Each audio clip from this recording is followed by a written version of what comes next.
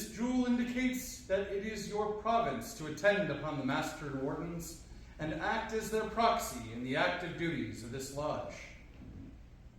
It will be your especial duty, Brother Senior Deacon, to carry orders from the worshipful master in the east to the senior warden in the west and elsewhere about the lodge as required.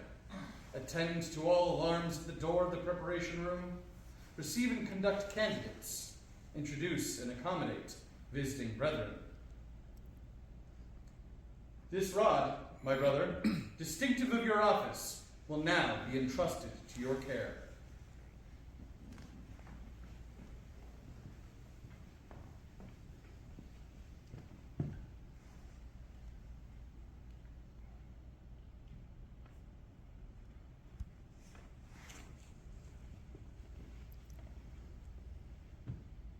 And now, believing from your past deportment in the lodge that your duty will be discharged with ability and zeal, I dismiss you to your proper place.